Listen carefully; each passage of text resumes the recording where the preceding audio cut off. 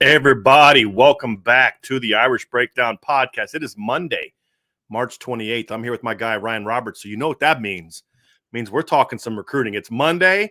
I got Ryan, and we're talking some recruiting. And we've got some pretty big topics to discuss today.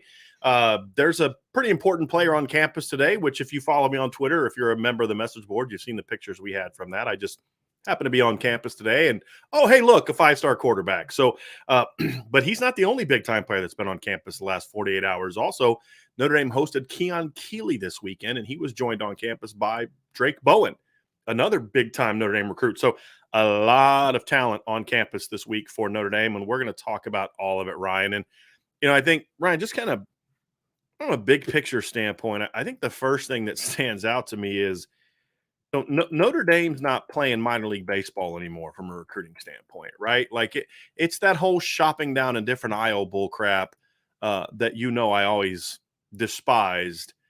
Yeah, Marcus Freeman saying, yeah, we're shopping down a different aisle too, and it's the same one that Bama and Ohio State are shopping down. And if we want to be the best, that's the aisle we got to shop down, and we got to have some success. And I mean, the talent that's been on campus the last 48 hours and where Notre Dame stands with each of those guys just tells you everything you know about what's different about the Marcus Freeman era from a recruiting standpoint.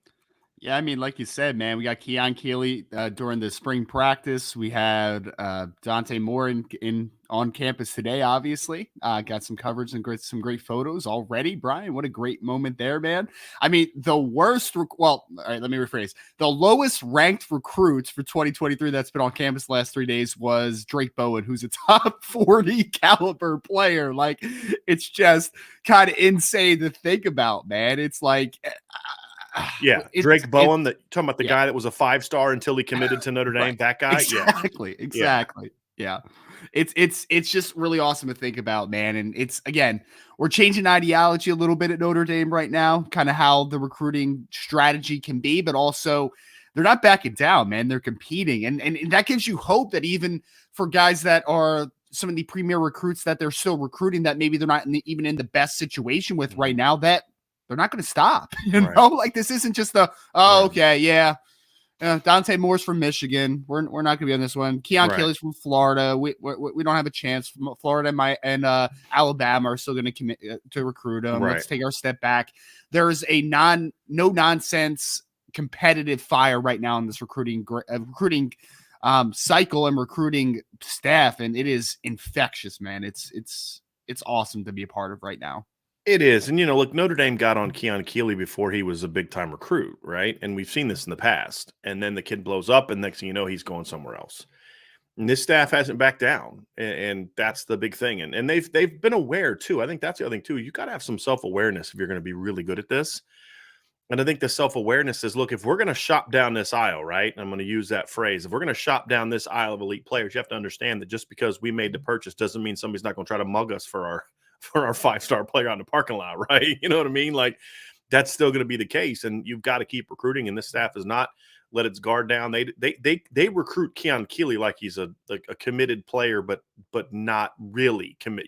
What I mean is not that it's not your typical committed kid, right? Like where he's coming and you say, hey, look, we love you. Just remember, right now we've got to go get these other guys. They're still on him like he's, an uncommitted player, even though they talk to him and treat him like a committed player. The level of involvement is that of an uncommitted player. That's probably a better way of saying it.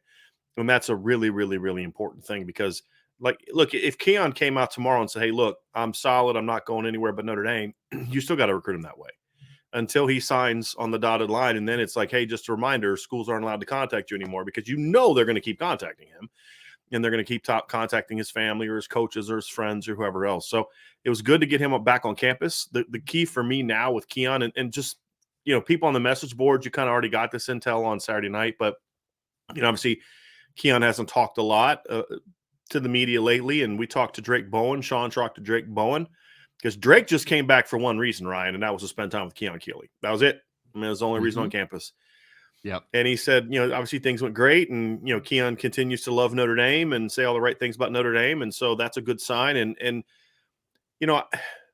our opinion, Ryan, on where things stand with Keon and Notre Dame has not wavered. And you've got to recruit him hard, but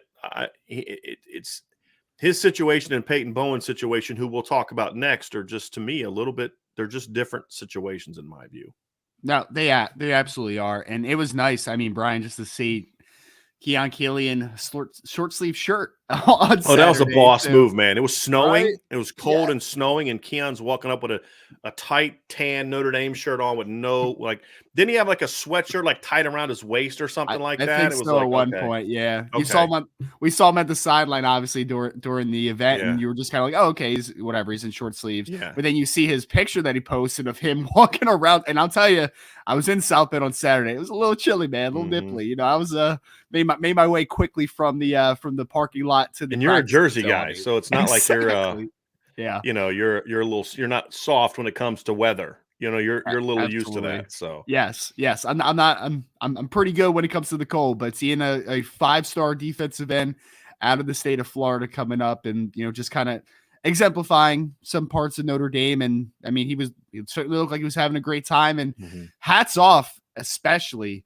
to Drake Bowen, because like you said, I mean, there was no reason for him. He comes all the time, and he loves it. And he said it's just family at this point. He just comes to just be there. But he's made it an emphasis. And people always ask, who are the big recruiters of the committed players? Drake Bowen's maybe number one right now of the players that are committed. I mean, he is active as anybody in this class as far as not only keeping guys in the class, but also let's go find some more elite players. Right. So great to see Drake Bowen so involved and so bought into Notre Dame, because, I mean, obviously he's a in-state kid. And I'm sure, he grew up, obviously very, very, very educated on what Notre Dame stands for, what Notre Dame is, but still great to have those type of recruiters that are already a part of the class. And look, let's be honest, it has more sway when a kid is a big time recruit like Drake Bowen is. I mean, it's fine if it 3-star kid, nobody knows who he is. That's fine. He loves Notre Dame, and that has an impact. But when that kid is so bought into Notre Dame, and he's a kid that is, I mean, look, this is a big time guy too. When they both committed, Drake Bowen was ranked higher than Keon Keeley was, right? And so that stuff matters. And that stuff really matters. And that's why it was good to have Josh Burnham on campus on almost every big recruiting weekend last year. Nolan Ziegler, these are guys that come with strong reputations, especially Josh Burnham, who was a higher ranked recruit and top 100 recruit, where Nolan was a 4-star, but not that big name guy. It's nice to have kids like that. So when you do have a big time kid, and Blake Fisher was that way during his recruitment, obviously got a little weird with COVID stuff, but before all that happened, I mean, if there was a big event on campus, Blake Fisher was around. And then when the COVID stuff hit, he was doing a lot of work behind the scenes. You got to have a guy like that. And Drake Bowen has become that early ringleader to this group. And, and now he's got to work on keeping the guy with the similar name, no relation, Peyton Bowen, in the class. And I think that's the one right now. If there was a commit that I was a little bit more concerned about maybe than others, it'd be Peyton Bowen. And so we had some scoop on the board, and we'll share it today, because it has been on the message board for a couple days now. If you're a member of the message board, you've seen this. But John Garcia Jr., who you all know, who's been on our show before, John is the director of recruiting at SI All-American. And he had a chance to sit down and talk with Peyton a little bit this weekend. And now John, the whole point of John talking to him was, look, don't tell him you're a Notre Dame guy, because John's not. And don't tell him you're asking questions for me. I just want you to talk to him. And John's pretty good at this. And so the takeaways were, look, he's definitely interested in other schools, which we know. Oklahoma and Texas A&M are his next 2 visits. And then he'll be back to Notre Dame for the spring game, which we know all of that as well. The takeaways that I took, Ryan, which actually made me feel a little bit better about the situation, were he said that a couple things. Number one is Peyton kept every time he'd start talking about a school, Peyton would be the one that would bring it back to Notre Dame. Again, John's an SI. I mean, he's got Sports Illustrated on his shirt. He doesn't have Irish Breakdown or Notre Dame. He's got Sports Illustrated because he doesn't work for me. I mean, we work with him. He's a national guy. And he said every time John was like, I would ask him about another school, because that was the point of John's conversation. Let's get a read on how he thinks about these other schools. And he said every time he'd kind of get into that school and what he likes, he'd always bring it back to Notre Dame and always compare it to Notre Dame, or bring things back to Notre Dame. That was a good sign for me. And at the end of the conversation, he said, hey, anything you'd like for people to know. And his response was, and John told me he said it real excitedly. He's like, I'm a Fighting Irish. That's how he left it with. So that actually made me feel a little bit better. Now, look, am I still super concerned about Oklahoma? Yeah, because that's the only school I'm really concerned about. If he doesn't flip to Oklahoma, he's not flipping, in my opinion. But that to me, Ryan, is really where my biggest concern is at this point in time. Yeah, it's been a really, really strange kind of series of events, right? Because I remember when I first got hired and I first came aboard, that I think he was the first player I talked to, right? Because he was just committing as I was kind of, it was like We right knew he early was in going to January. commit, right? We Right. knew he was going to commit, and my first task was like, "Hey, dude, get a hold of Absolutely. Peyton Bowen." Yeah, so I talked to him, and obviously he was all Irish at that point. He's still all Irish, but we went through a little bit of a lull where I think it was Brian Smith that saw him down right at a 7-on-7 event, and he had made a remark like, I'm pretty firm on Notre Dame," but then he started talking about all the visits he was taking and that he's interested in. And he kind of made it sound like, I'm still making the process and I'm still making my decision. I'm still doing my homework on schools type of thing. So it was really funny because obviously everybody makes a big deal about Keon Keeley taking visits, but that was known. We knew that he was going to be taking visits. Peyton Bowen, on the other hand, was a different animal. Like, you didn't know too much about it. And then he seemed very interested, obviously, in just taking visits in general. And then Oklahoma specifically, especially with Jackson Arnold committing there, who was his high school teammate at Denton Guyer.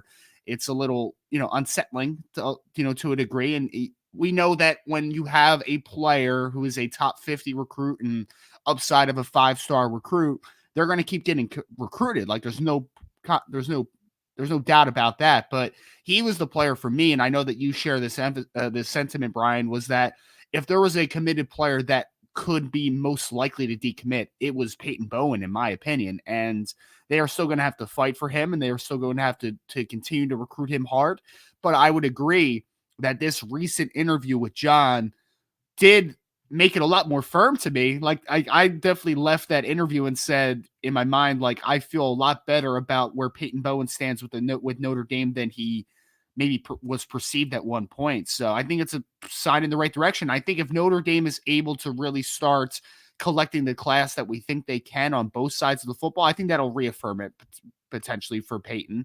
I know Oklahoma's a little closer to home, but I think he really does love Notre Dame. And I think that as they continue to fill out this class, that'll only continue to affirm that this is the best place for him possible.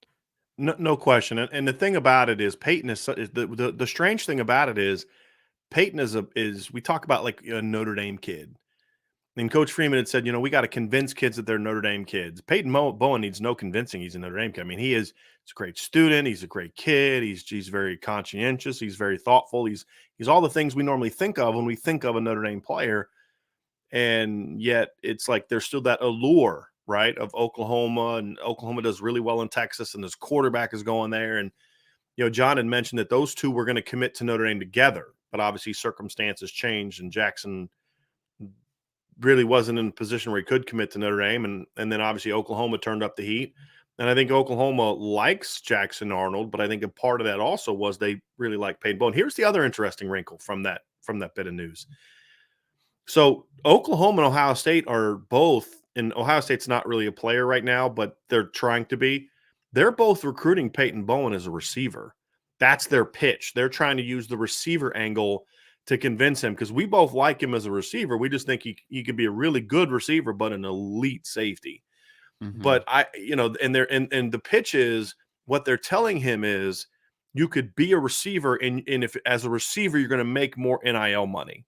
That's their pitch. That's their angle. So to me, Ryan, when I heard that from John, and it was kind of like, okay, that sounds like a pitch that from a school that's feeling like they're still trailing. Like they still have work to do. And again, that was just so again, I'm concerned about Peyton Bowen. I'll be concerned about Peyton Bowen until he signs on the dotted line. But I came out of this conversation with John feeling a lot better when I started hearing some of those different aspects of it. And the fact that Notre Dame will be his last visit of the spring, I believe, was just another thing that made me feel a lot better about it. Yeah, I mean, Brian, again, like that just kind of sounds like desperation, don't you think? Like, it's just, that's kind of my thought. Yeah. It's like a last-ditch effort. We are Right. trailing hard here. Time is going to start ticking away very quickly. We need to make an effort. And I mean, okay, the NIL thing makes sense. Like a wide receiver would obviously be a more attractive player as far as like a marketing sense. Like I get that. Kyle Hamilton will like to have a word with the people who say that. Well, fair. That's fair. And then, obviously the other layer is, especially when you're talking about Ohio State, obviously they're an easy sell for developing wide receivers, right? So like I get that as well. But I mean, I've never watched Peyton and said like, oh, I'd rather have him on the offensive side of the football. So I'm watching that little layer and like that. I honestly start laughing a little bit because I'm just like, that's just sounds like a very desperate move. And I get it. He's a very talented player. So like, let's try to grab him in the class. I understand it, but that for me, I don't think that spells well for Ohio State or Oklahoma if that's the pitch. Like, especially Oklahoma, that is in a much closer proximity to Peyton Bowen. Like, you shouldn't have to take such a drastic measure to try to flip the script a little bit. Like, I don't think that bodes well for the recruitment on their ends. And the other thing too is if they are able to convince Peyton Bowen that he's a receiver, Notre Dame can simply say, "Fine, come play with us on a receiver," and like they did with Jerry Tillery. Like they tried to tell Jerry he was an offensive lineman, and LSU convinced him he was a defensive lineman, and so Notre Dame said, "Okay, cool, play defensive line," and he came to Notre Dame as a defensive lineman and be 4-year starter and developed into a first-round draft pick. So I have a buddy who says I still think Jerry Tillery would have been a better offensive lineman. He said he'd have been top 10, top 15 pick. And I do too. Honestly, I still feel like that was his best position. But if a kid wants to play something else, then he wants to play something else. So I like the fact that Notre Dame is coming at him from a like, hey, look, man, we're not giving you a pitch. We're telling you what we believe. We've been consistent with you from day one. This is what you're going to do. So right. I feel much better about where they stand now than where I did coming into the weekend, to be completely honest with you. Yeah. No, I feel the same exact way. Again, when I saw that final layer at first, I was just like, that's a weird kind of change of opinion or change of strategy. But I mean, this was the one recruitment of the committed players that made me a little uneasy. And I agree. I left after John's news and that we put on the message board. If you're not on the message board, you should go join the message board, by the way. You would know about this except for right now. You wouldn't have to wait 2 days. Exactly. You wouldn't have to wait 2 days. But yeah, I agree. I feel a lot better about Peyton. And then we didn't even talk the fact that Notre Dame also offered up his little brother Eli in the 2024 class. Who's a good football player. Who is a good football player? 10 interceptions last year. Like a good football player. I had some conversations with some folks about this, and like, look, there's going to be this pitch of, they just offered Eli because he's Peyton's brother. Look, Notre Dame has missed on guys in the past because they wouldn't offer brothers that couldn't play. They were not willing to offer James Brockemeyer to try to get Tommy Brockemeyer. They weren't willing to do it, which I support. I'm not a big fan of wasting a scholarship on a kid that you don't think can play for you.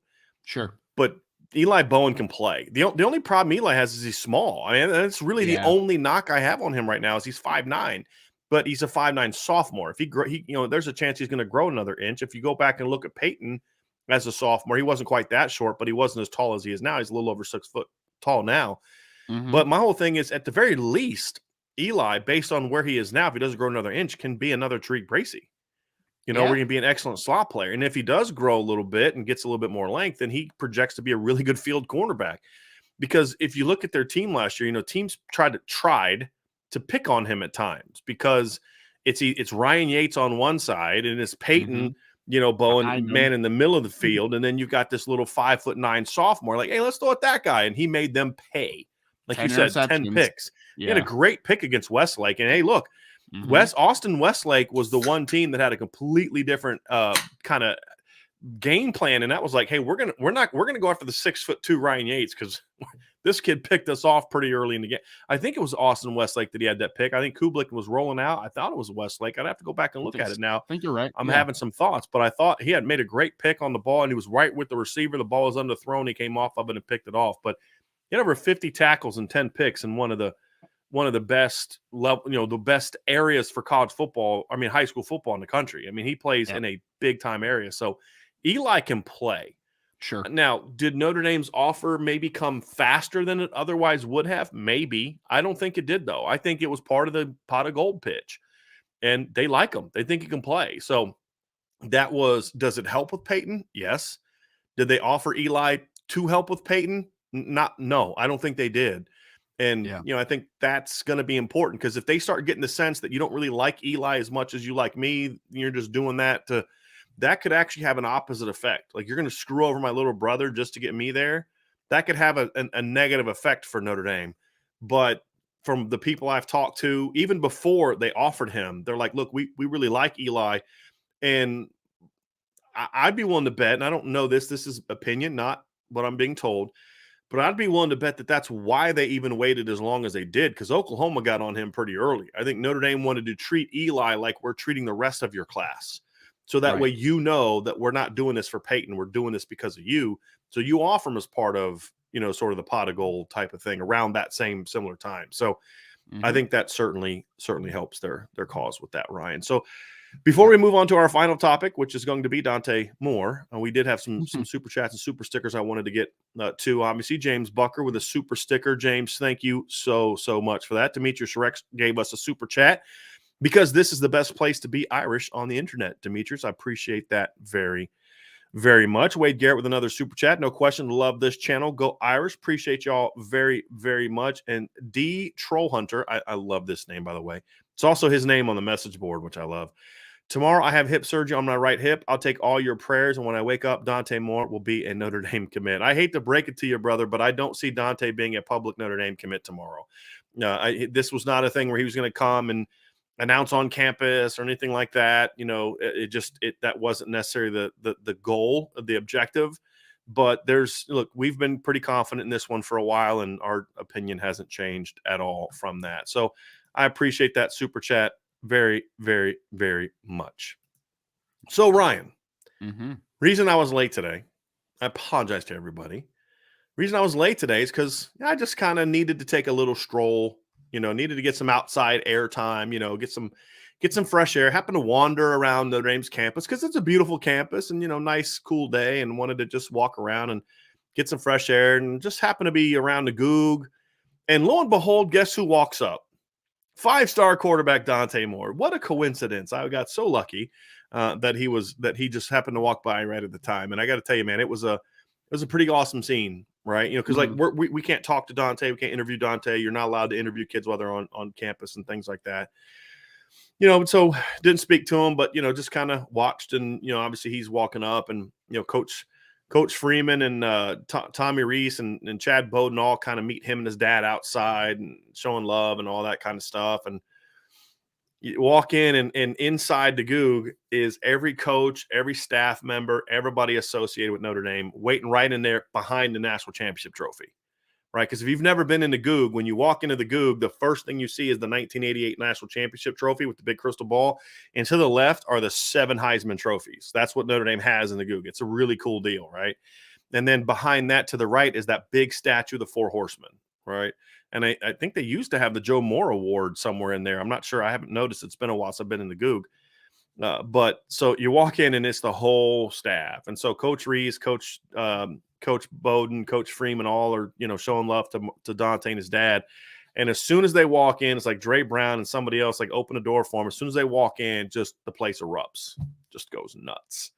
And I was like, yep, I said they needed to roll out the red carpet, and they're rolling out the red carpet. It was a pretty cool deal, man, to see all that and, experience kind of what their deal was. So it was a really, really interesting thing to see. But Notre Dame is certainly laying out the red carpet. The whole plan for this weekend, everybody, is to basically remind Dante of why he has felt the way he has felt about Notre Dame this whole time. Because you got to remember, Dante's been on campus a lot. This isn't like some new thing. Like, he's never not been in the Goog before. It's, oh, wow, look, Heisman trophies. He's seen all that stuff, right? It's just more about like, hey, man, we're trying to do something special, and you are the key to that. Not just from a recruiting class standpoint, but, we think this kid that we got at quarterback right now can be pretty special. We think you could be even better, and you're really that key to keeping this thing going. And that's been the pitch to Dante from day one is, you're different, right? There's something different about you, which is why you're the guy. And one of the things we discussed early in the process was, Dante is not your typical 5-star quarterback, Ryan, in that, he's not I've seen people say like, oh, Dante's, he's only going to care about NIL and all, and that's never really been it. Now, is he aware of NIL? Does he want to value get some NIL deals? Yeah, he does, like every other college football player. But it really hasn't been a driver in his conversation. And there have been some schools that have come at him with some offers, right? And it's just never been something that has wavered him, because I think it's partly what makes him different. And what makes him a Notre Dame fit is he understands the bigger picture. Mm-hmm. You may be able to offer me something right now, but Notre Dame can offer me something now and in the future, right? That you really can't. And I think he understands that. And I think he understands that pitch. And that's kind of what this visit is about. It's just hammering that home to him. Mm-hmm. And reminding him like, hey, look, we know you may have certain plans, but think about what we can do together. And that's really what this visit is all about. And it's that last major push before, we believe he's going to sit down and figure some things out in regards to being able to go out and make a public decision on what he's going to do for his next 3 to 4 years. Well, next 4 years, I guess, because he's definitely going to have one more year of high school, and then at least three to 4 years of college football. Man, what great hair, by the way. I know. Somebody asked, like, what kind of hat is that? I'm like, that's all natural. It's all natural. And my favorite quote in the message board, which is why you should be in the message board. You posted the picture, and someone said, "Look, find someone who looks at you the way that Coach Reese looks at Dante Moore." That was great. Yes, just like because one of the pictures was of me. Actually, I should probably I'm going to try to pull that up and just kind of show everybody those photos. But it was like just Tommy Reese, Coach Reese, looking at him just with like, hey man, you're our guy. I thought that was a great quote. And my other favorite one was somebody said, who is that? Nick Lachey talking about Chad Bowden. I thought that was pretty awesome too. Because I was like, you know what? He kind of does a little bit look like that. Let's see if we can pull this up here real quick. I'm gonna go through this here real quick. Just give me a second. I love seeing Coach Freeman talking to Dad right behind him too. Like that was that for me. That was just something I was just like, yes. Well, that Coach was Freeman gets it, man. Yeah, he went right to the dad. Like he dapped Dante up and then went right to the dad. Yeah, there's no question about it. It was a smart move. I mean, and look, just the whole thing of it's like, hey, again, it's you're our guy. You're the guy. You're the guy we want. You're the guy we're going after, right? And I got to tell you, it was one of those things, Ryan, where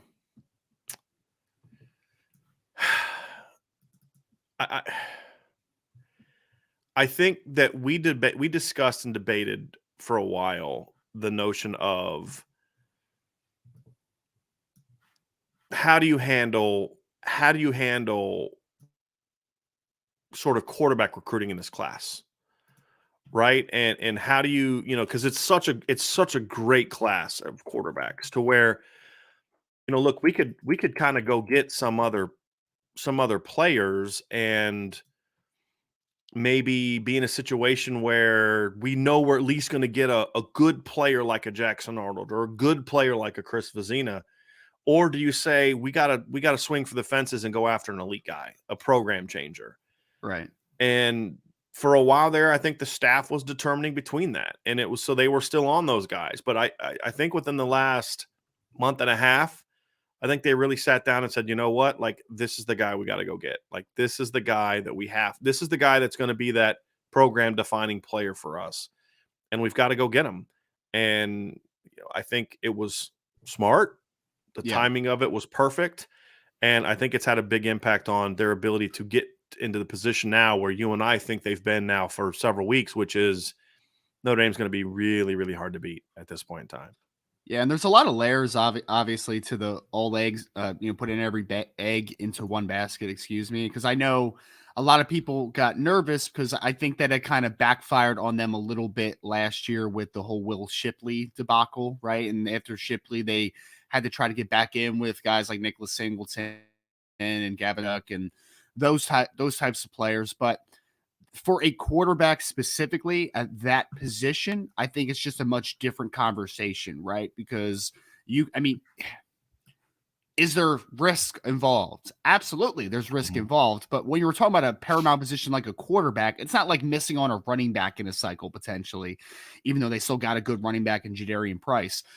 I think that it's just something here where to take that next step, we know as football people what the most important position in football and in all of sports is: quarterback, right? And the difference between, and all due respect to a Christopher Vizina, because we have broken down the film, and everybody here that was in those videos and those highlights know that I really like Christopher Vizina. I would be happy with having Christopher Vizina, but the difference between him and Dante Moore, I think, is just too much of a difference. Where going all eggs in that one basket, I think, made sense, and I think it's something they had to do, right? Because if you're half in, half out, it's tough to close sometimes. And I mean, there was no doubt, I would guess, on Dante's perspective that, like, wow, I'm really their guy. Like, I am their only guy type of conversation. I mean, look, Notre Dame has turned down one commitment from a top 100 quarterback and has pushed back the visit of another that I never bought that guy was going to commit during the visit, but there were people talking about it. But they've and what we said at the time was it needs to be public. Your focus on Dante needs to be public, and Notre Dame did that. It was a very public way, the way that you're able to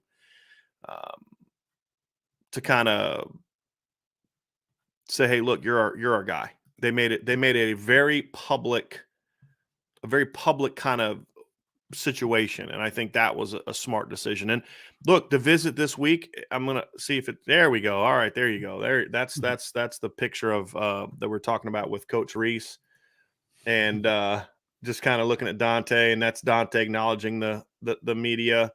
It's him, like you said. That's Coach Reese. That's Coach Freeman going right in on his dad, and that's not Nick Lachey. That is in fact Chad Bowden. So that was the photo that we were talking about. The people were saying, like, find someone that looks at you the way the Coach Reese looks at Dante Moore.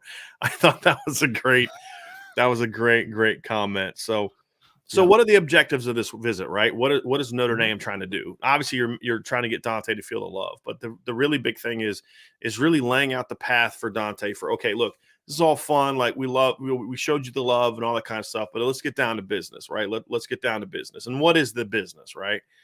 And the business is, look, this is what you mean to us. This is the opportunity that's in front of you, Dante, right? Like, look, we've been a 10+ win season team for 5 years in a row, right? We've been to 2 playoff berths in the last 4 years. In the last decade, we've played for the championship 10. Again, we're telling you what the Notre Dame pitch is. We've played for the championship 3 times in the last 10 years, right? We're putting together the best recruiting class in the country right now. But the reality is for us to take that next step to, number one, finish with the best recruiting class. We need you. And that's why we've prioritized you over all the other big-time quarterbacks, why we've prioritized you over trying to make a run at Arch Manning, trying to make a run at Malachi Nelson, they talked to Arch, but, like, backed off kind of quickly because Dante was interested, right? And so they've done a good job of really making him feel like you're a priority. But, like, it's about, this is what we think. We think you can be that guy that takes us to the next level. Did you see what we did down the stretch of the season with Jack Cohn at quarterback? Imagine what we can do with you, kind of thing. And that's been the message. And this weekend is about, finally, look, you've been to LSU, you've been to Florida, you've been to Georgia, you've been to Michigan a bunch of times, you've been to all these different schools, right? There's nothing like Notre Dame, right? And this is, it's time to make a decision on what we're going to do moving forward. And I think that's a really important piece of this visit, is just that final piece of, this is where we are, man. This is why we need you. And once you kind of get through the pomp and circumstance of the arrival and the excitement, all that, that's the thing that matters most. That's the red carpet that we talk about, is, look, there's all these opportunities. You have a conversation with current players about, hey, look, man, in the last year, I've made $150,000. I mean, there are players on Notre Dame's team that can tell him that, and I don't play quarterback. I'm a tight end, or I'm a D tackle, or I'm a D end. You know what I mean? Like, those are the things that you look at and say, boy, what could a quarterback do at Notre Dame? that's a big piece of it. And then the other part of it is just reminding him of like, look, man, you've gotten the text, Dante. You know the different players around the country that have said, if you go, I'm going, right? That's the other part of this. And so I think, Ryan, this is that weekend of it's closing time, right? It's closing time, and it's trying to get him to realize, like, look, you know, if you want to take visits, but right now it's about figuring out this is where you want to be. Yeah. Yeah. No, it's because the timeline we're kind of thinking of Brian, right, is sometime in April, most likely is kind of decision time. Yeah. That's what I've said on the board. Yeah. Yeah. I think if he's going to make a decision soon to kind of go, you know, make some kind of announcement, I would expect it'll be sometime in April. I don't think it's going to be like a, you know, blue gold game thing. I think if he's going to make a decision, it's going to be over the next 2-3 weeks is what I'm thinking. And if it doesn't happen by the blue gold game, then it means he's probably going to put a slow down on things and go into the summer and do the officials. So yeah, this is why I wrote the article I wrote this weekend, Ryan, which is this next month is the most important period for Notre Dame's recruiting efforts in this class. And honestly, really in some ways for the entire program, like this is that class to where you're either going to build on the momentum you've started, or you're going to lose it all. And it's going to get back to, it's just the same old Notre Dame. They just had a little bit better start, but at the end of the day, it's still the same old Notre Dame. And I think that's why this is important, because if you look at the number of players that could potentially make decisions and announcements over the next month, it's Dante Moore, it's Braylon James, it's Cardinal Tate, it's potentially Monroe Freeling, potentially Sullivan Absher, potentially Charles Jagasol, Jason Moore, potentially Samuel Mpemba. You know, there's a lot of guys on the board that in the next month could be off the board. Are they going to be off the board for Notre Dame or off the board for somebody else? Right. And so that's why this next month is so important, because if you don't have big success over the next month, and part of success also means, you know, getting a Rodney Gallagher on campus and knocking it out of the park so that when he starts making officials, you're kind of in that driver's seat, right? Because we don't see Rodney Gallagher making a decision in April. He's just now engaging the recruiting process. Yeah. I don't think he's going into it with any like big leader, right? Like people say it's Penn State. Penn State may because it's the in-state school, but I don't think it's, I really don't see that. I think he's pretty open to the process. I'd be shocked if he sits down and makes a decision in April. Stranger things have happened. So with him, with Samson Okunlola, it's more about putting yourself in position in April to then be there in June and July. But that's going to be easier if you're able to knock this month out of the park with getting some of these players in the class, you know, like a Dante Moore, like a Braylon James, like a Cardinal Tate, like a Jason Moore. Getting those guys in the class is going to be very, very important over the next month, because with some of those guys, the longer it goes out, draws out, the better it is for Notre Dame. But with the guys that I've just talked about, for the most part, except maybe Cardinal Tate, the longer it goes on, the worse it is for Notre Dame. If Dante's recruitment drags into the summer, I don't feel good about him like I do now, where I'm very confident that where Notre Dame is right now. Same thing with Braylon James. If he doesn't make some kind of announcement of, you know, decision thing kind of over the next month, I'm going to start saying, okay, like they weren't able to close the deal. Same thing with Charles Jagasol. I mean, so there's a lot of, same thing with Jason Moore. So there's a lot of guys on the board where we say, boy, this next month is super, super important for Notre Dame. But it all starts and ends with Dante Moore. I mean, get him to do something, and all the rest of that becomes very much easier. Because look, you can't convince recruits that your quarterback situation is better until at the early September. And as far as your current team, you can't convince them, hey guys, you know what? Tyler Buckner's going to be really good. Drew Pine's really good. Nope. These kids don't know about that.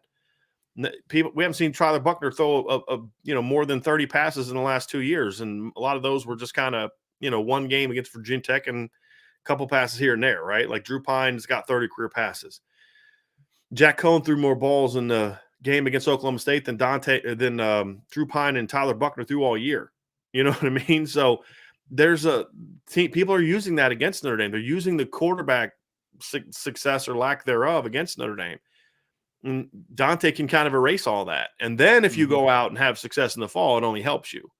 Sure. But Dante can erase all that. So it's going to be hard to really have the kind of the month of April that Notre Dame needs, not wants, needs, if we're talking about them finishing with a top 2 to 3 class, if not number 1 class, this next month is going to determine that, Ryan. And it starts with the kid that's on. It starts with the 2 kids that were on campus this weekend.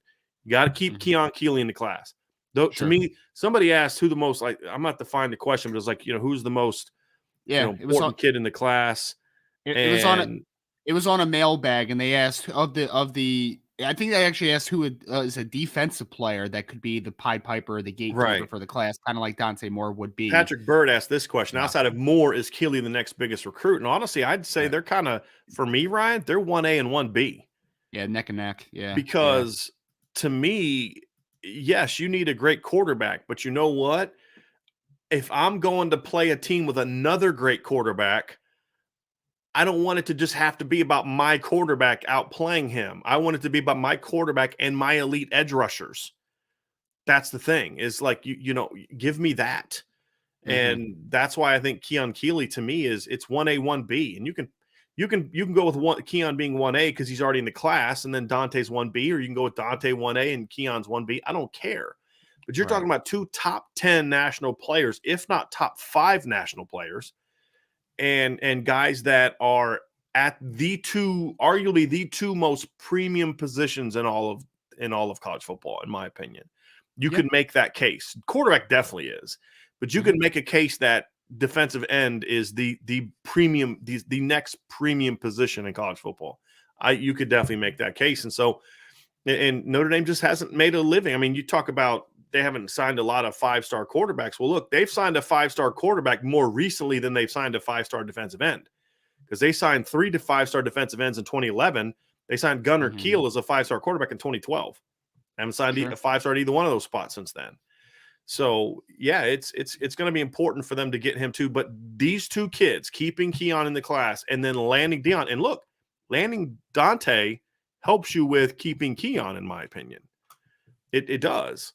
But those 2 kids, to me, are the key.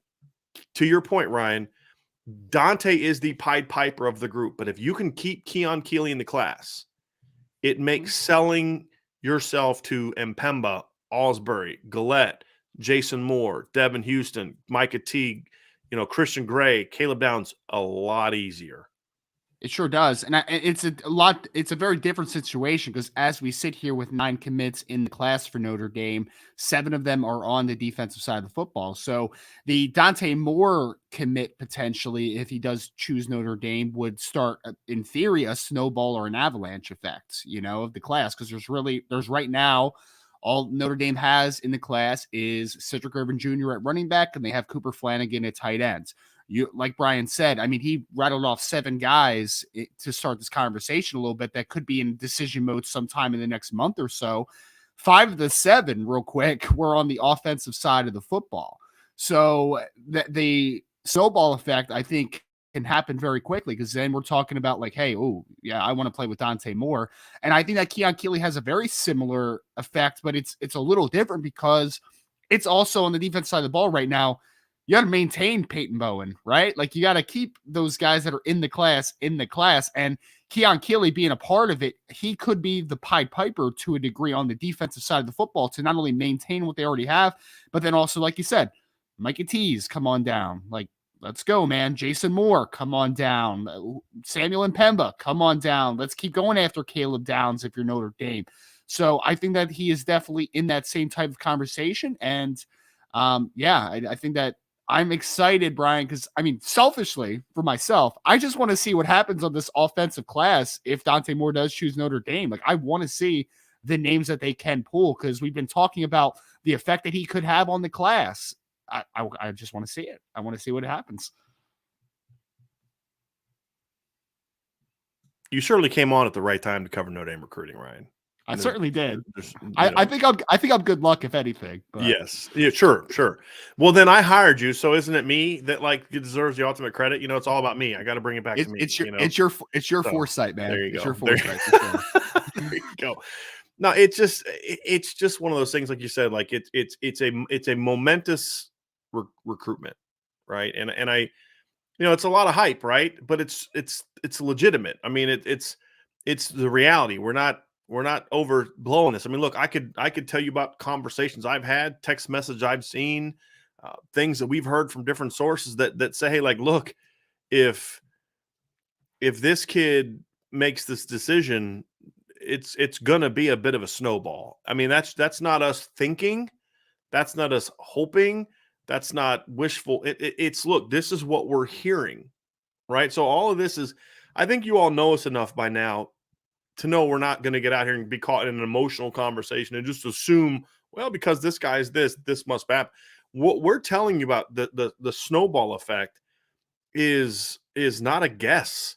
It's what we're being told from many sources, and also from what I've experienced doing this for a long time, which is when you land, there's two things that in my opinion are precursors to elite recruiting classes at a place like Notre Dame. It's on-field success and having big-time quarterback play, whether it's on the current roster or signing a big-time player. I think those are the things to me that are going to have the really big impacts on your entire recruiting class. And because Notre Dame is coming off of a 2-year stretch that I think is arguably the best back-to-back classes they've landed, and now the debate would come into the 2021 defensive class was kind of not great, right? The current freshman class, there's a couple kids here and there, but we're not sure where it is yet. But the 2021 offensive class was outstanding, and it's already having it's already had a big impact at Notre Dame, and it's going to continue to have an even bigger impact. Then you come back with another, 2022 class that, offense wasn't quite where you want it to be. Could have been better at quarterback, but you got a really dynamic running back. You came up short at receiver, but the one guy you got was outstanding. You got arguably the best 1-2 punch at tight end in the country, and you got one of the 5 best offensive line classes in the country. And then your defensive class can go toe-to-toe with just about anybody. So you've got that. If you can then follow that up with an elite class that's even better than those two, that's how you get your roster where you need it to be to go out there and start competing for championships, where when you do play Bama and Ohio State and, Clemson and those other teams, you don't need their starting quarterback and 3 best defensive players to be injured to beat them. You don't need to hope that they turn it over a bunch of times and then maybe you can pull off an upset. It's like, no, we're as good as these guys. We're every bit as good as these guys. But at the end of the day, it comes down to the quarterback position, because I'm going to tell you something right now. Clemson did not have the top to bottom talent on their roster in 2015 and 2016 that Alabama had. They didn't, right? The NFL draft, everything will point to that. What they had, however, was a significantly better quarterback in both years.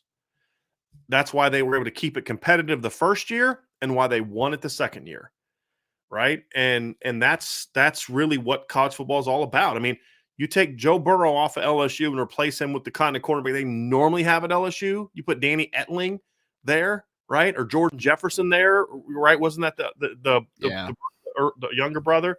You put those guys on their roster instead of Joe Burrow. LSU's probably pretty good that year, but they're 10-2 pretty good. Not this is the best offense maybe we've seen since 2008 Oklahoma. And then what they did that Oklahoma couldn't do in 2008 was actually do that same thing in the postseason. Right. So I would say the best offense we've ever seen in my lifetime. Yeah. So, that's the key to quarterback play, folks. I mean, that's the key. I mean, Alabama was a good offense. It was winning with defense until all of a sudden they started pumping out 5-star quarterbacks. And now all of a sudden they're an elite offense. Right. And that's what the game is about now, man. It's about, do you have a great quarterback? And are you someone who can go out there and, can take you over that hump, in my opinion. It's not a coincidence that the great college offenses that we've seen have had great quarterback play. Like, that's not a coincidence, man.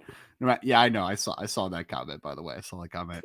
Maybe we need a little more job security, and then we'll make that happen someday.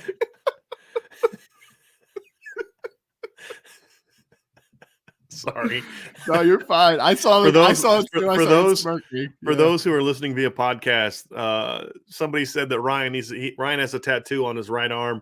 Somebody saying he needs to get IB added to his right arm. I think maybe after his next pay raise, maybe then I can convince him to get IB. That's a deal.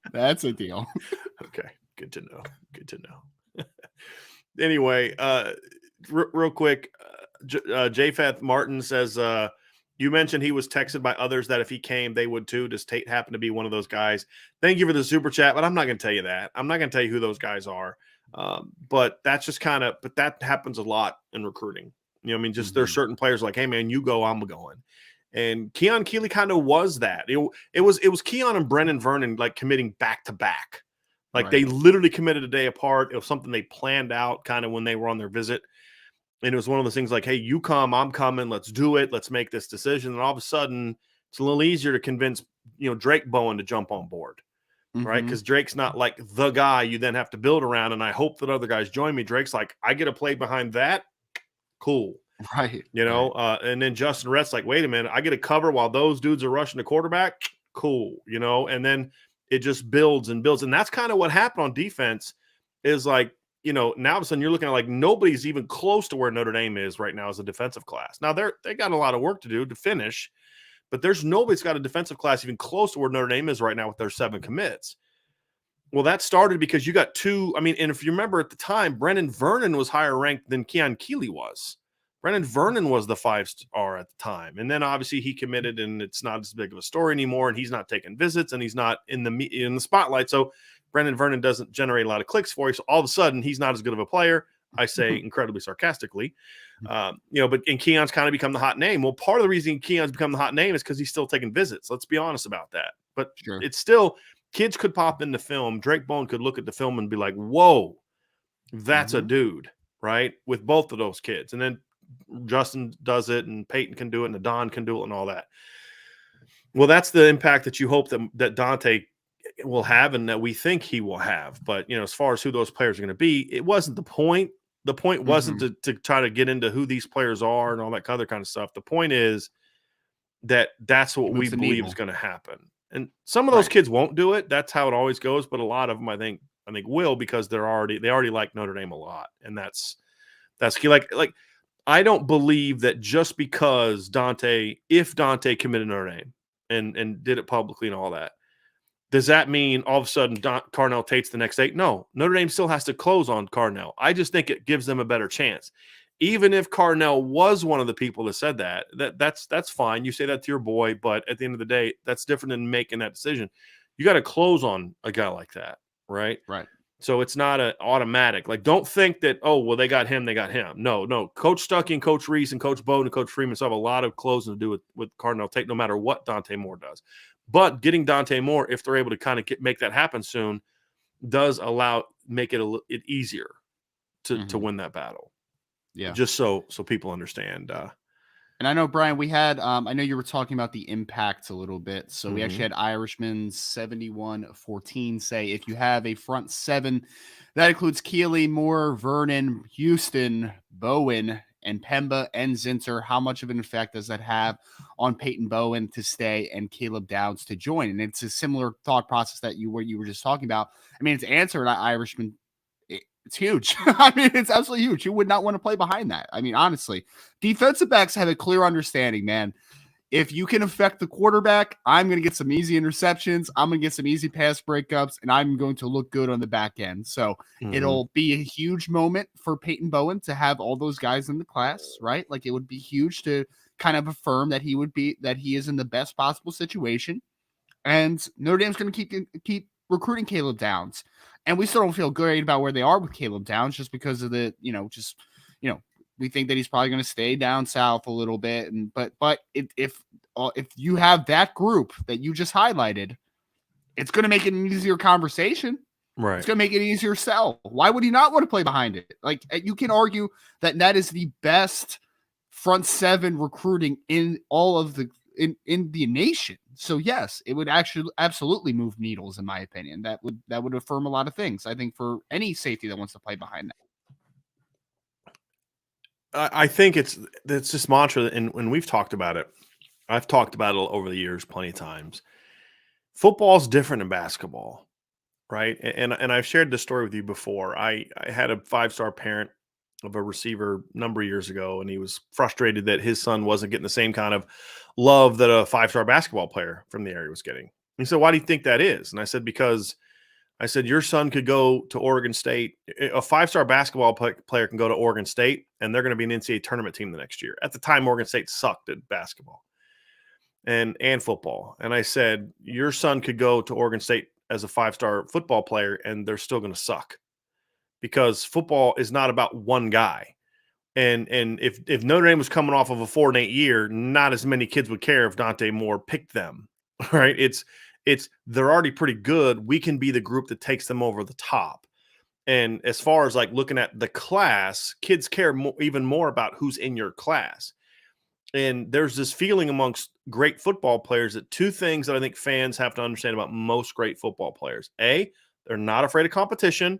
And B, they want to play with other players that are like them because they believe, because football, even to today, if you look at the NFL draft, there's still a thought, like in the NBA draft, you could be a great player on a mediocre team and still be the number 1 overall pick.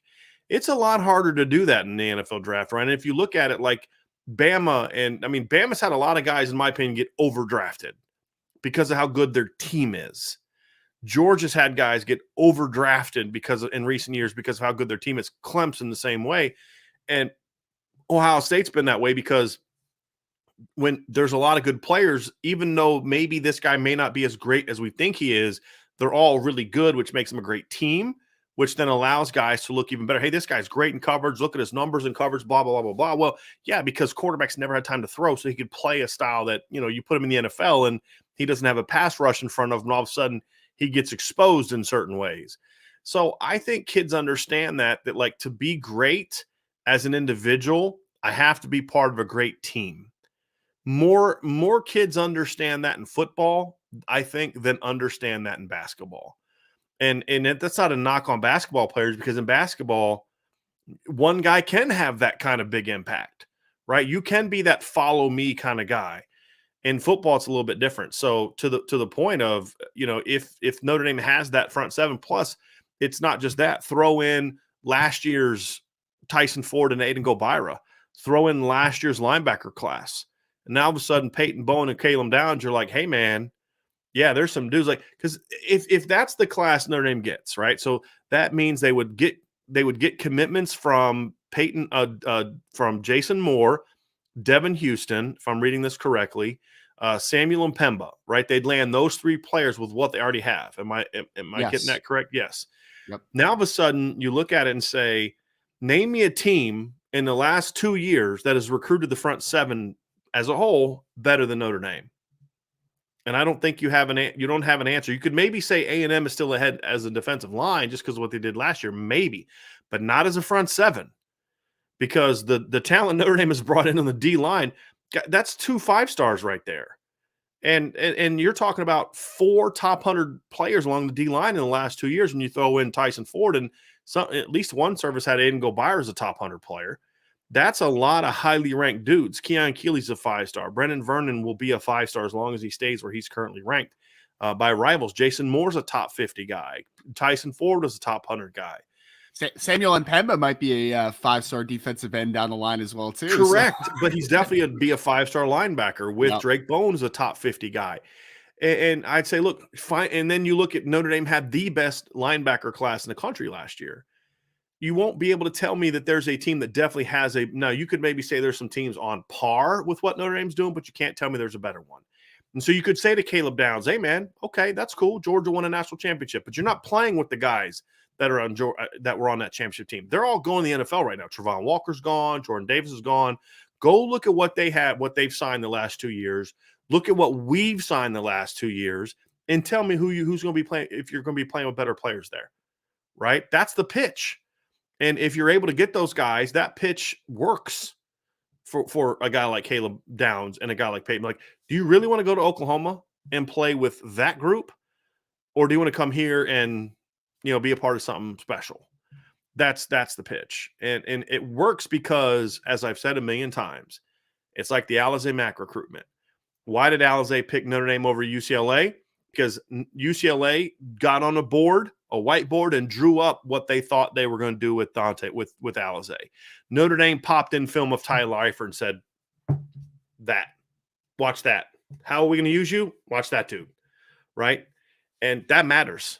That matters to kids. And so being able to prove to them to say, hey, look, it's not about what we think. Hey, if we get you, we're going to get a bunch of players, right? Like that may be the selling point to Dante. Hey, we need you to get all those guys. but that's not the case on defense because they're already there, and that's going to be a big selling point. Want to get to a couple questions here too, Ryan. We do have some people asking questions, and Connor Nepper, I want to nip this in the bud a little bit. Said, did y'all hear Sean say he's committing tomorrow? Sean didn't say that. Okay, that was a fun spoof they were having because people in the chat just kept talking about when he's going to commit. I think during that segment, Ryan, they said that he was going to commit the 29th. They said he's going to commit the 23rd. They were having some fun about the conversation. Sean definitely did not say that because number one, he's not. Okay. And number two, that wasn't the point. So no, Sean did not say that he was committing tomorrow in a serious manner. It was part of a more fun conversation they were having. Hector Vizu Mata says, Michigan fan here. If Dante Moore goes to Notre Dame, I'll be rooting him on. And I had to bring that up because I bust Michigan fans' chops a lot. And I feel like it's deserved. But Hector came in here with respect. And we've always said, if you're a fan of another team and you come in here with respect and, doesn't mean you have to stop rooting your team or kiss Notre Dame's butt or anything like that. Just come in there like a grown-up. We want you around and we'll respect you. So Hector, you just earned a lot of respect from a lot of Notre Dame fans because that was a very classy thing to say and how fans should be. If you love a kid before he commits to your school, you should still love him afterwards. You just don't want him to win when he plays against your school.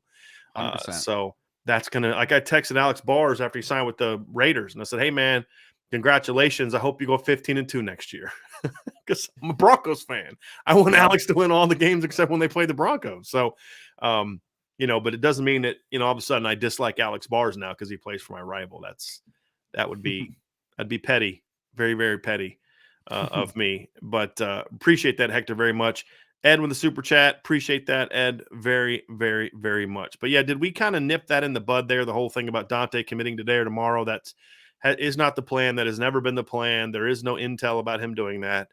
And Dante has said in the past that he'd like to make a commitment at his school, which I think would be really cool and really, really smart. So let's get back through some of these here real quick before we move on. Notre Dame 2164, a long, long time member of our community here, says, hey, IB family, can you guys please say a prayer for my brother Eric? He is battling some really big personal demons right now, and I'm really worried about him.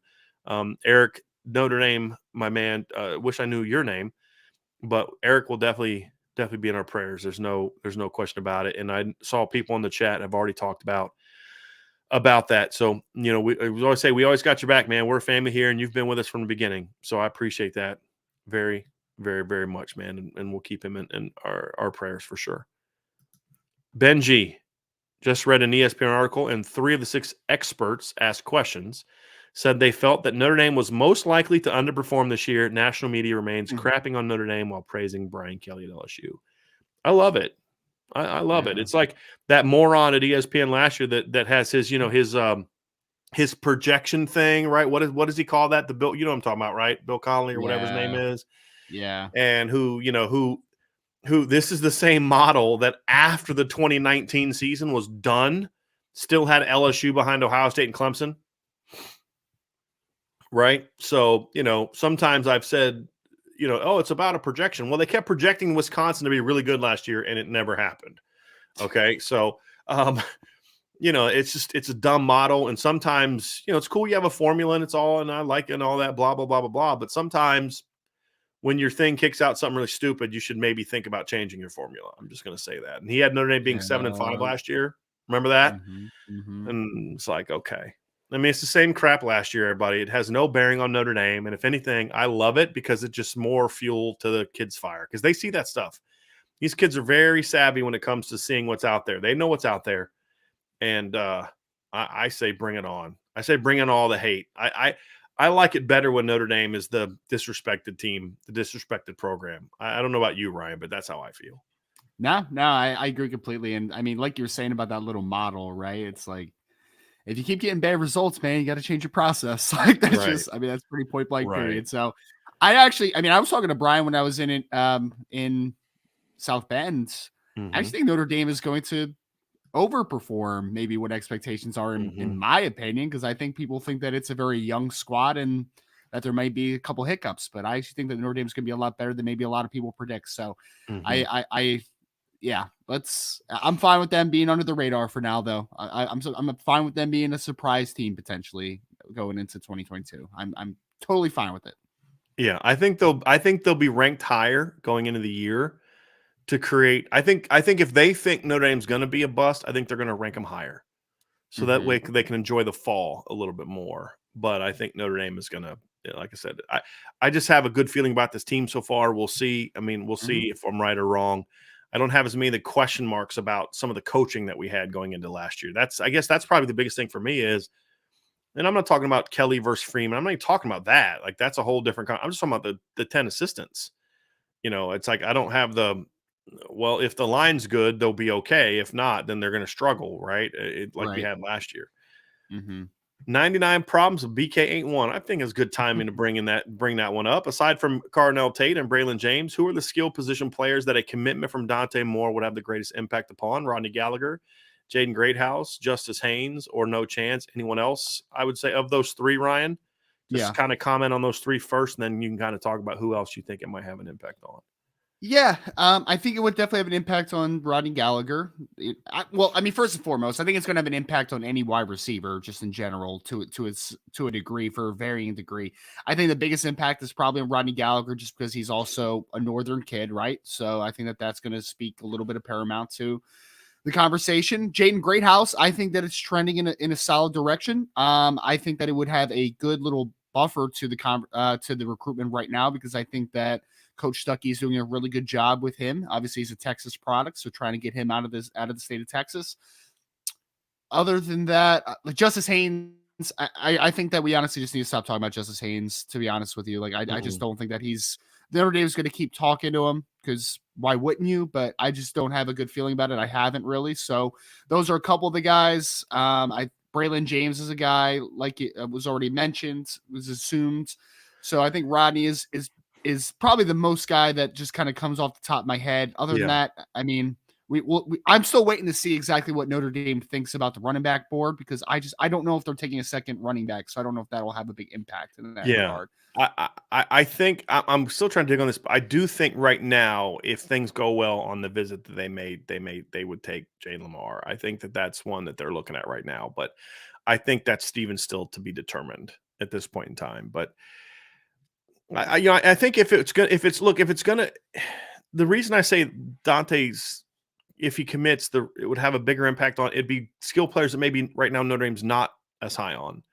It'd be a Tyler Williams, right? It'd be maybe there's another receiver out there that Notre Dame liked that they couldn't get any traction with. Maybe it's a Deuce Robinson at tight end, right? It to me, it'd be somebody like that. It'd be a skill player like that, because Notre Dame's already in a great place with Jaden Greathouse and Braylon James and even to a degree Rodney Gallagher. I think that obviously Dante helps close things on that, but I think, who would he have the greatest impact on? Like, I don't think you can have a great impact on guys that already really like Notre Dame a lot.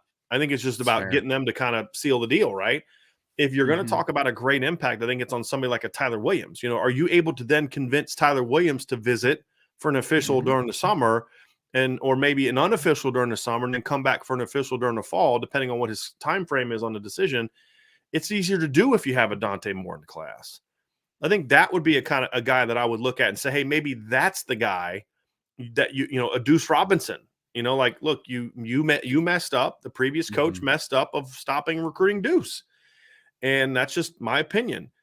Well, Coach Parker's, if they're trying to get back on Deuce, and I've heard that they're talking to him again. I don't know how far that's gone, but if you're able to do that, boy, if you can't get your foot in the door, all of a sudden you sign a 5-star quarterback, and all of a sudden your foot gets in the door now.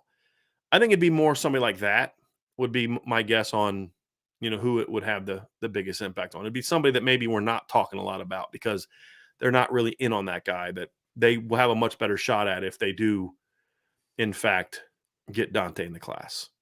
That would be my take. Yeah, I completely forgot about Deuce. Yeah, I think Deuce is an interesting one to see if he can start to move that needle in the right direction there.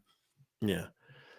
Garen Knutson with a super chat. But that's a big one, Garen. Thank you very, very much. Love the program as always. In your opinion, what has more of an influence on a quarterback like Dante Moore? Having an elite offensive line or a great wide receiver room? Does having a great defensive class have any impact on a QB? I think being really good anywhere has an impact on a smart quarterback. Yep. Knowing you don't have to go out and score. And look, I know teams that have used this against Oklahoma in the past with, hey, you don't want to go there, man. You're going to have to score 40 points a game. You're going to have to score 40 because if you don't score 40, you're going to lose. And sometimes it's worked. Most times it doesn't because it's like, I don't care. I'm going to still score 40-some a game and I'm going to put up a bunch of yards and win the Heisman and be the number one pick. But I think defense definitely has a big impact, Ryan. Mm-hmm. I think on the first one, I still think the biggest impact, if I have to choose between the two, like my answer would be, well, they both have a big influence. I think my answer would be different today than it was 10 years ago.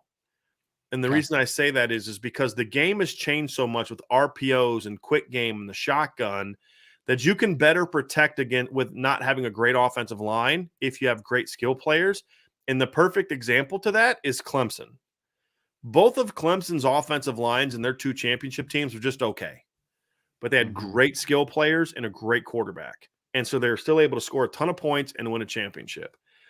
I don't think Georgia's offensive line this year was an elite offensive line. But they had good skill players, and a great defense. So I don't think having a great offensive line, just only a great offensive line, has the same impact it did maybe 10 years ago when the game was still more of maybe 15 years ago when the game was still more, you saw, Bama was almost always under center 10 years ago, right? Like Georgia was always under center 10 years ago. LSU was almost always under center 10 years ago.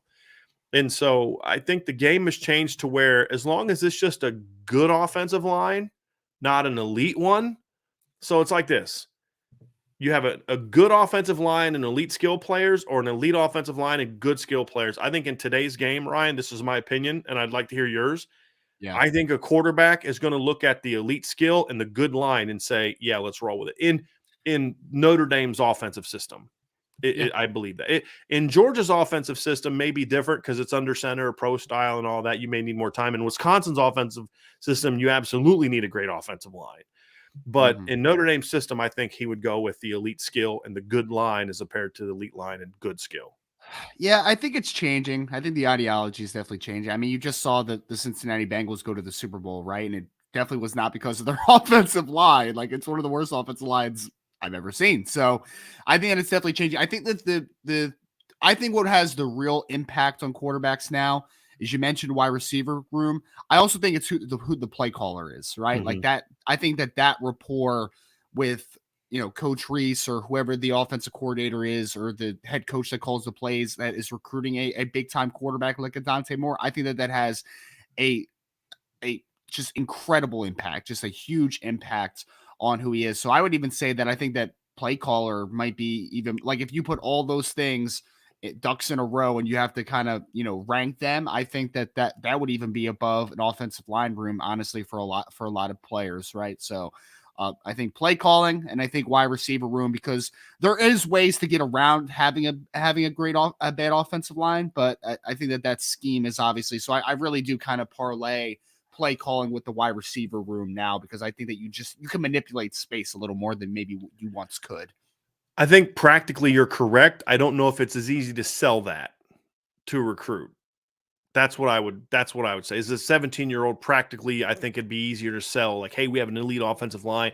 Yeah, we don't have great receivers, but here's how we can okay, because my reason is because Oklahoma can sell that, USC can sell that, Clemson can sell that with elite players. That would be my counter. But I think practically, I think you're absolutely right. You don't necessarily, it's what the old expression, hey, I can scheme my way into points. But you can't scheme your way into points on, to being a great defense. You need guys. I think that is practically, I think you're absolutely right. I absolutely agree with that. We'll get to a couple questions here, and I know Ryan has to get going here very soon, so let's get to a couple questions before we get out of here. Hope you guys have enjoyed the show. Patrick Bird, real quick, is Jason Moore an interior line or edge? The answer to that would be yes. Thank you, Ryan. Yes. He can play wherever he wants. Patrick, what I'll encourage you to do, just so instead of giving you a long answer so we can just get to some of these other questions before we get out of here, I have an article on the front page of Irish Breakdown today about this very subject, where I talk about how, to me, Notre Dame needs an elite defensive line class in 2023, and I believe Jason Moore is the key to making that happen. And so I explain exactly the answer to your question. I explain and why Ryan and I's answer is yes, not choosing a side. I explain that in that article. So I would encourage you to give that a read. Irish Marine, who is Notre Dame pushing for as recruits that still haven't made a decision on committing? Again, I would encourage you to, there was an article I did this weekend about this next month being important for Notre Dame. It goes down a long list of players and gives way more detail on where things stand and why than we can give in these next couple minutes of a show.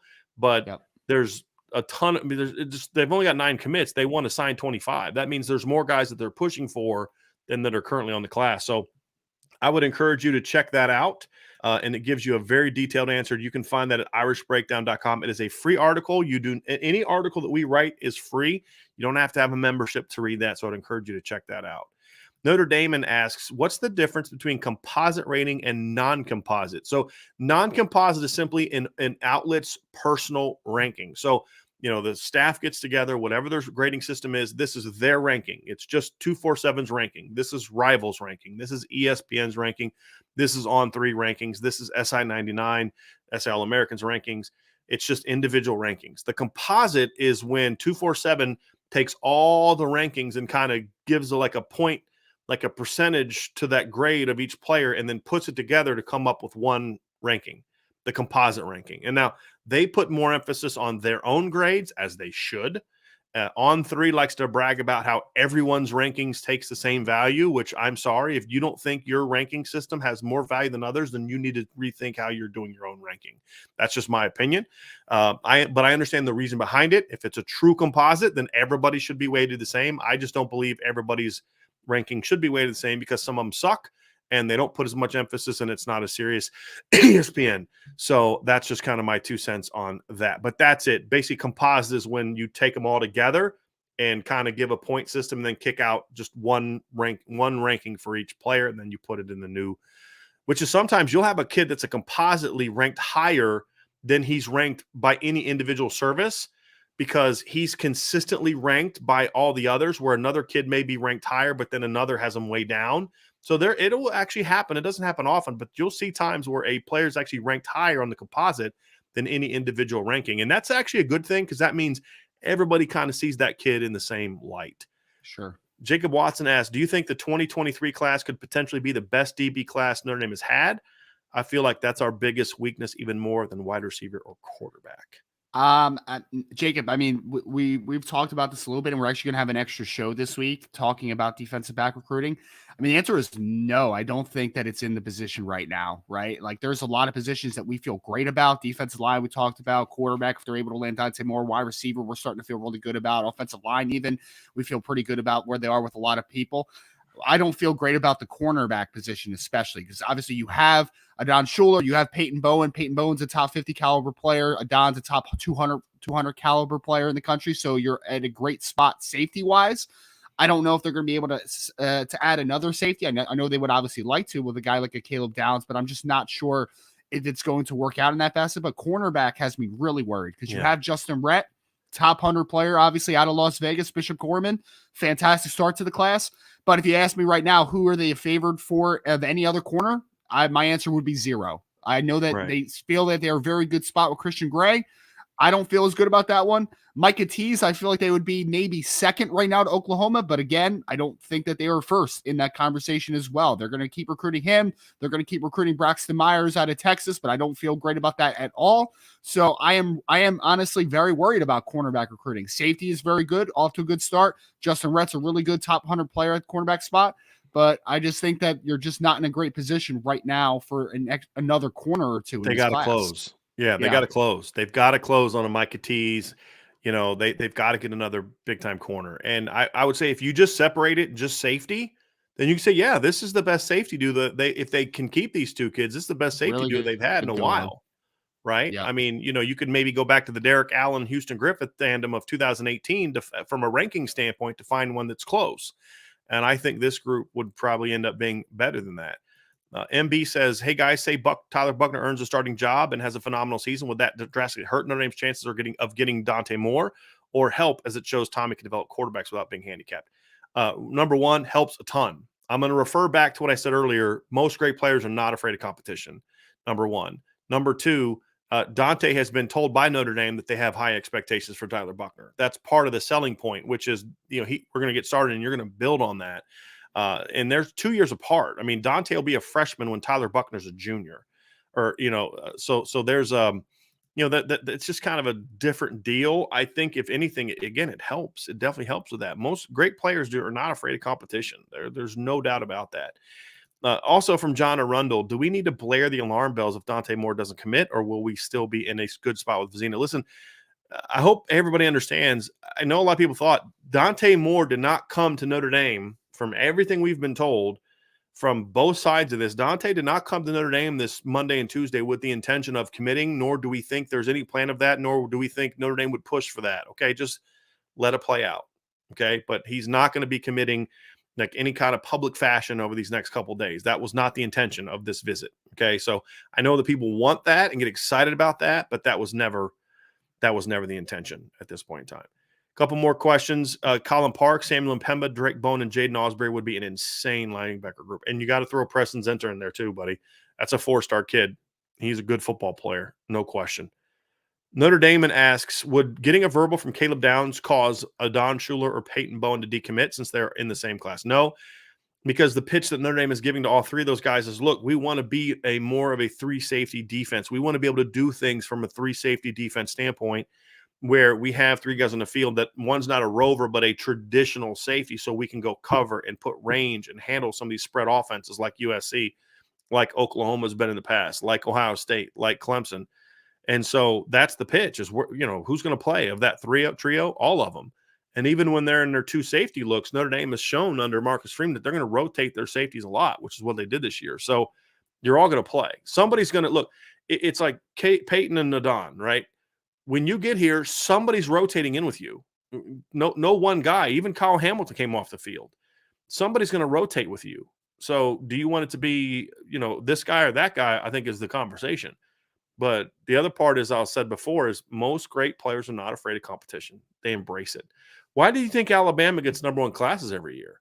If kids were afraid of competition and I don't want to go against this guy, then Alabama's not finishing with a top class every year. Georgia's not finishing with a top 3 class every year.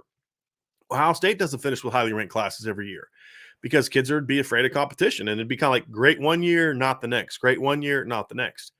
And that's not the case. Sean S. with a super chat. Thank you, Sean. Is Notre Dame looking to 2024 now to land a top 30 DB? No, they're still recruiting guys like that in 2023. I think Caleb, as far as top 30, meaning of that position group, I think that's Micah Tease. I think that's Caleb Downs. I think that's Christian Gray, Braxton Myers. There's still guys on the board that would fall into that category. They're still recruiting 2023, but they're also trying to get a head start on 2024 guys. Brandon asks, I really thought Traore was close to committing. Why is he not visiting anymore? Brandon, this is going to be more of a, in my opinion, message board conversation. So I think I would appreciate it if you could kind of come to the board. I know you're a member of the board and ask that question because it requires a little bit more of a nuanced answer. And there's some things I would say that I'm not necessarily comfortable saying in this type of format, because there needs to be a bit of a back and forth on that one. So if you could post that question on the message board, I would greatly appreciate it. And then we can dive into it a little bit further. And then I got a couple questions here from my guy, John A1. John says, what position has Notre Dame recruited the best the past 4 classes from 2019 to 2022? I would say the position that Notre Dame is, this is going to sound funny. I'd say the position that Notre Dame has recruited the best in that cycle, I think you'd have to say, I'm trying to think of how to say this the right way. I think you'd have to say if either tight end and running back.